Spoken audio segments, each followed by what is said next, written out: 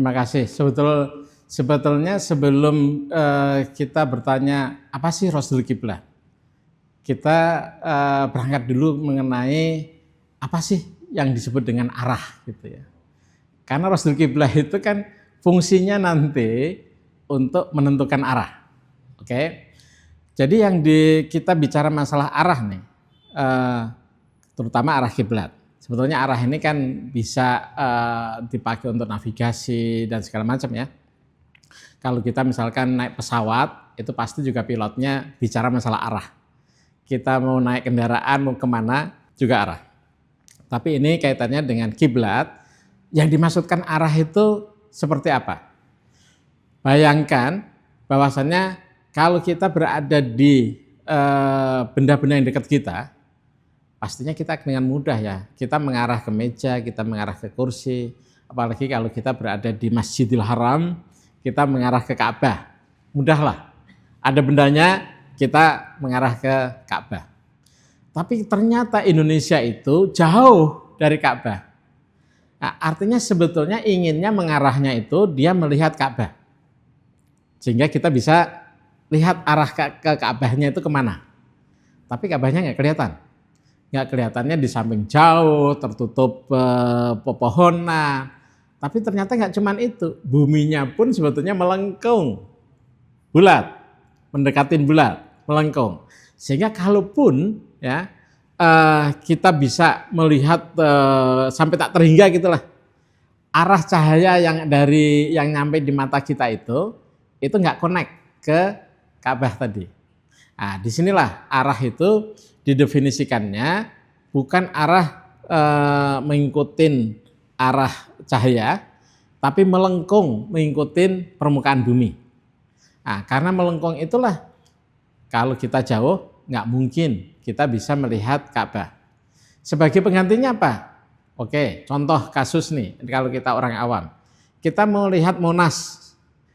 Kita pengennya ngelihatnya yang tempatnya yang museum di bawah itu. Kan ada bangunan di bawah. Tapi kalau jaraknya misalkan kita ada di Tamrin atau lebih jauh di Sudirman atau lebih jauh di Blok M, nggak kelihatan. Yang kelihatan adalah puncaknya, yang emasnya itu. Oke, kalau kita bisa melihat emasnya, berarti ditarik dari emas itu ke bawah, itulah kita mengarah ke sana. Nah, sekarang kiblat. Kita pengennya melihatnya Ka'bah, nggak terlihat. Tapi ada saat-saat tertentu peredaran matahari itu kalau kita tarik dari pusat bumi, nembus ke Ka'bah, terus nembus ke langit, nah, itu ke arah langitnya itu kena matahari.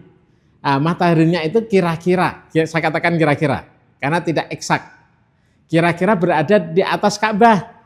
Sehingga kalau kita melihat matahari, oh itulah arah kiblat. Nah, itu yang disebut dengan Rasul Kiblat. Saya kira secara umum ya, itu lebih mudah dipahamin dibandingkan berbagai macam metode yang ada bagaimana mengukur kiblat. Kalau ini adalah dengan metode asal kita yakin mataharinya berada di atas Ka'bah. Itulah melihat matahari itu ke arah kiblat.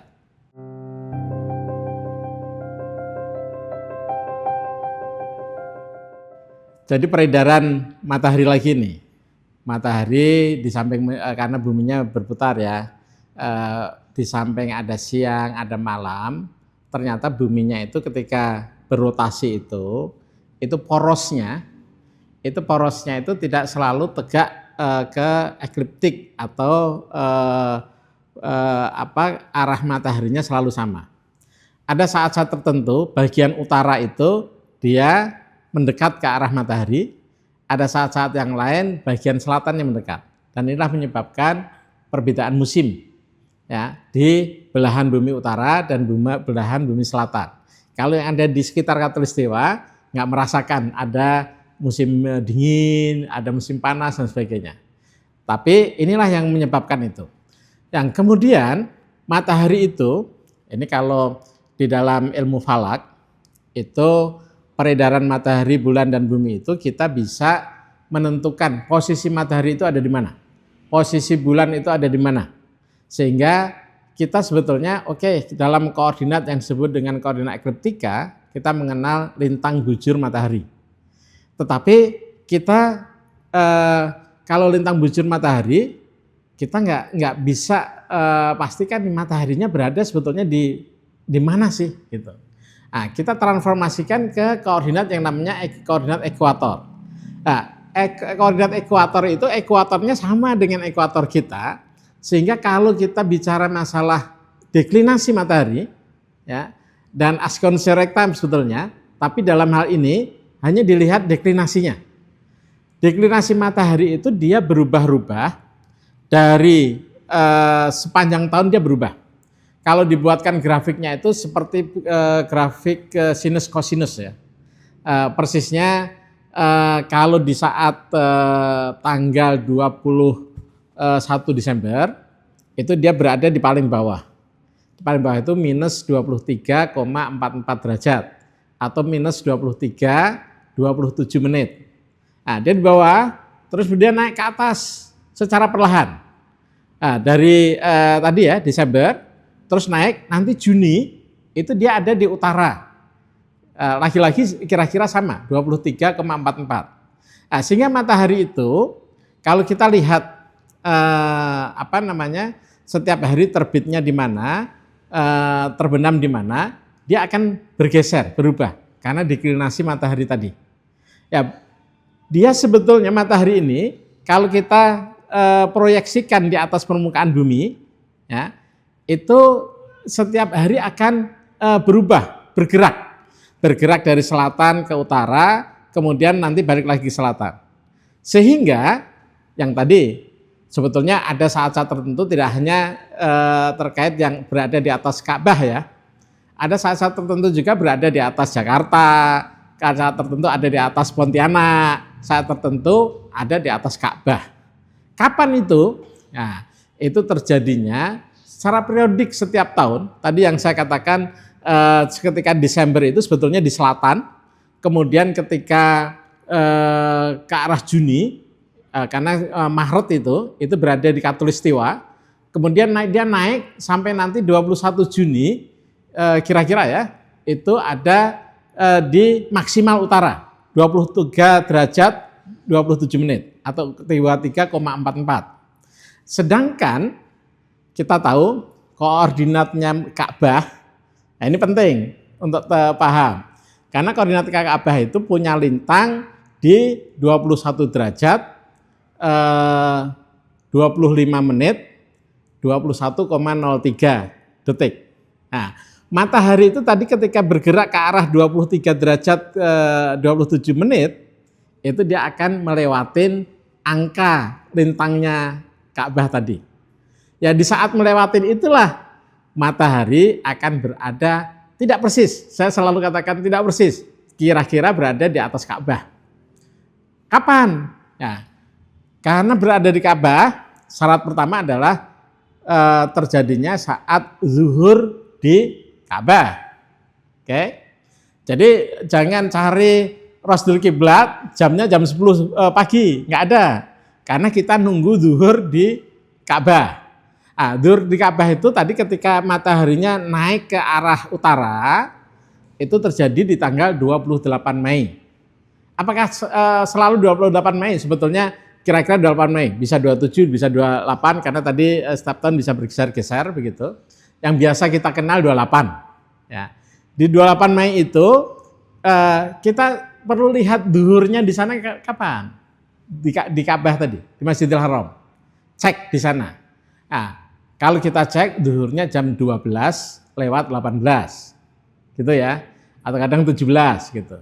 Sehingga zuhurnya di Mekah atau di Ka'bah tadi tambah 4. Sehingga di Indonesia terjadinya waktu Indonesia bagian barat itu 16-18 menit sore. Nah, itu pertama karena dia saat naik ya di Mei. Nah, terus bagaimana kalau di Indonesia Timur? Ya kita tinggal tambahkan. Kalau di barat saja sudah jam 16, di timur sudah jam 18. Oh berarti sudah maghrib. Kalau di Indonesia Timur ya nggak bisa melihat Rasdul Kiblat. Yang bisa terutama di Indonesia bagian barat. yang di tengah pun sudah mulai kesulitan ya. Karena kalau sudah menjelang maghrib itu kan bayang-bayang sudah susah untuk kita pastikan ya. Kadang di barat saja agak sulit juga untuk memastikan bayang-bayangnya, tapi masih bisa. Nah, itu yang pertama, tanggal 28. Saya katakan tanggal 28, tapi bisa juga tanggal 27. Tergantung kita ingin teliti seberapa. Tapi kalau kita inginnya ya cukup memadain, bisa tanggal 27, bisa tanggal 28. Nah, kemudian dia naik kan, tadi saya bilang mataharinya naik ke sampai 23 derajat 27 menit di tanggal 21 Juni. Nah, nanti dia turun lagi. Turun, nah kita ketemu tanggal 16 Juli, itu lagi-lagi koordinatnya atau deklinasi matahari itu sama dengan lintang Ka'bah. Sehingga setahun 2 kali, karena ada saat naik tadi, saat turun. Nah, makanya kok terjadinya Mei sama Juli ya, kok tidak dibagi rata habis Mei 6 bulan kemudian kan harusnya November gitu. Karena tadi deklinasi. Tapi kalau kita berada di Khatulistiwa, andekan ya, Ka'bahnya itu ada di Pontianak, ya dia lewatnya di saat Maret tanggal 21, nanti lewat lagi November tanggal 22 gitu ya. Nah, itu 6 bulan sekali kalau berada di Khatulistiwa. Tapi Ka'bahnya kan beradanya di lintang 21 derajat, 25 menit, 21,03 detik. Jadi makanya dapatnya tanggal 28 Mei dan tanggal 16 Juli. Nah, silahkan nanti pada saat tanggal-tanggal itu dicek arah kiblatnya dengan cara lihat mataharinya. Kalau kita silau lihat mataharinya, lihat bayang-bayangnya. Karena di mana matahari itu dia akan menghasilkan bayang-bayang. Nah, bayang-bayang itulah mewakilin arah ke arah matahari.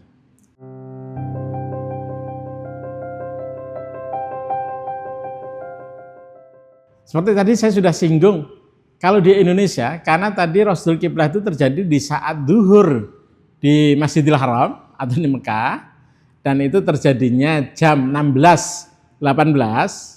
Nah, yang pertama sebetulnya itu mestinya serentak ya, terjadinya serentak. Kan pada saat yang bersamaan zuhur di Mekah.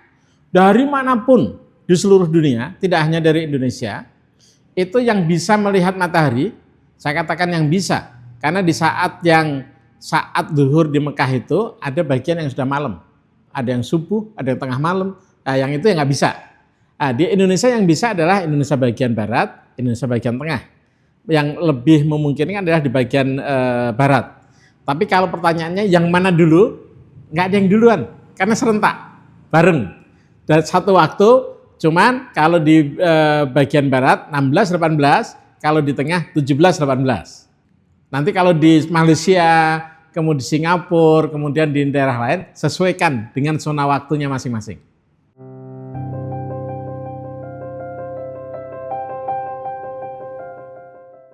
Kalau Rosdul Kiblat yang dimaksudkan adalah di saat matahari kira-kira berada di atas Ka'bah, Indonesia bagian timur, itu nggak bisa.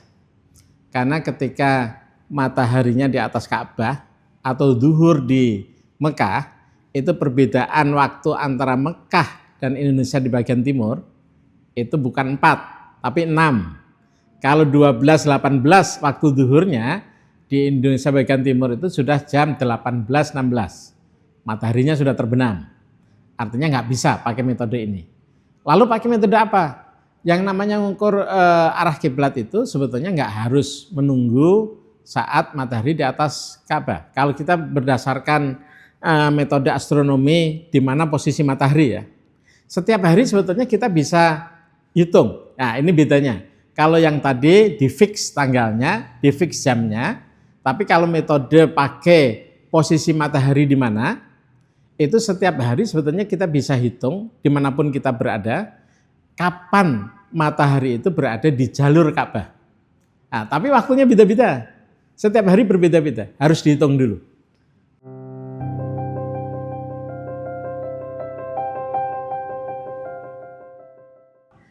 Kalau pertanyaannya apakah sejak dunia ini diciptakan, wallahu alam. Secara saintifik juga sulit untuk mengatakan. karena umur dari dunia ini sebetulnya persisnya berapa ribu, berapa juta tahun, nggak ada orang yang tahu juga. Pertanyaan berikutnya adalah apakah ketika begitu dunia diciptakan itu konstelasi orbit dan sebagainya itu persis sama dengan sekarang, itu juga nggak ada yang tahu. Tetapi dari data-data yang sekarang kita miliki di keilmuan astronomi, itu model-model tentang orbit tadi itu bisa kita interpolasikan, kita bisa ekstrapolasikan. Jadi kalau misalkan kita punya model nih, kita bisa menghitung namanya posisi matahari itu bahkan 1000 tahun yang lalu. Bahkan di zaman Rasulullah mataharinya berada di mana. Bahkan ketika tanggal 1 Masehi tahun 1 itu kita bisa hitung. Tapi pertanyaan yang sulit tadi kan, apakah mulai saat dunia ini diciptakan? Yang itu yang tidak tahu. Tapi kalau kita tarik ke 1000 tahun yang lalu, 2000 tahun yang lalu, bahkan perhitungan astronominya itu menyediakan sampai 4000 tahun yang lalu. Itu bisa. Itu sampai ke 4000 tahun yang akan datang, itu bisa. Ya, dengan catatan-catatan tadi bahwasannya semua hal yang terjadi dalam orbit itu tetap konsisten seperti yang sekarang ada. Karena wallahu alam, apakah ketika nanti sudah berlangsung 1000 tahun kemudian ada konstelasi yang berubah, wallahu alam. Tapi kalau semuanya sesuai dengan data-data yang sekarang, itu masih bisa berlaku sampai 4000-5000 tahun yang ke depan.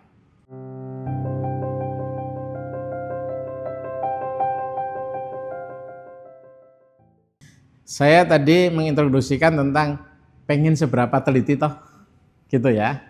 Nah itu penting. Pentingnya memang kalau saudara itu punya sajadah, biasanya panjangnya berapa? Katakanlah 120 cm ya. Kemudian kita gelar, ya. Dan di ujung sajadah itu katakanlah kita geser 1 cm, berarti geser arahnya berubah kan? Nah, geser setengah 1 cm itu kira-kira sama dengan sajadah kita itu sudah bergeser sudutnya setengah derajat. Setengah derajat itu kalau kita kalkulasi, itu kan kalau kita dekat setengah derajat, kalau dekat ya cuman beberapa senti ya. Tadi sajadahnya dari 1 senti, kalau jaraknya 2 meter itu mungkin jadi 2 senti. Tapi ini jarak Indonesia dengan Mekah itu 7.900 km. Kira-kira ya. Artinya sudut yang sempit setengah senti tadi itu makin lama kan makin membesar. Nah, makin membesar ini sampai di Mekah itu sudah membesarnya sampai 50 km. Pertanyaannya, ini pertanyaan fikih. Kalau misalkan menyimpang 50 km, itu apakah masih dikatakan valid? Nah, kalau masih dikatakan valid, boleh. Misalkan kita tanggal 28 ya, Rasul Kiblat. Kemudian tanggal 29 Rasul Kiblat lagi. Karena kira-kira bergesernya matahari dari tanggal 28 ke tanggal 29 di kisaran 18 km. Nanti 27 itu berarti masih bisa. 27, 28, 29 bahkan mungkin bisa menyertakan 26. Asal tadi kita berkeyakinan, nggak apa-apa kok salah yang setengah senti tadi, setengah derajat tadi. Ya. Kalau salah setengah derajat, ya 1 senti gesernya sajadah tadi, itu enggak masalah, itu silahkan. Tapi kalau mau yang paling tepat, itu lebih ke tanggal 27 atau tanggal 28. Itu tergantung tahunnya agak berubah-ubah, tapi umumnya di kita mengatakan tanggal 28. Sebetulnya bisa tanggal 27 juga. Intinya kalau masalah Rasul Kiblah ini, kita ingin memanfaatkan fenomena alam ya, yang berulang setiap tahun 2 kali, nah, itu untuk memudahkan terutama di wilayah-wilayah yang bisa melihat matahari di saat terjadinya Rasul Kiblat tadi. Ya, bagi yang nggak bisa, bukan berarti nggak bisa menentukan arah kiblat, tapi ada metode-metode lain, termasuk metode secara astronomi pun memungkinkan. Demikian, terima kasih, mudah-mudahan bermanfaat.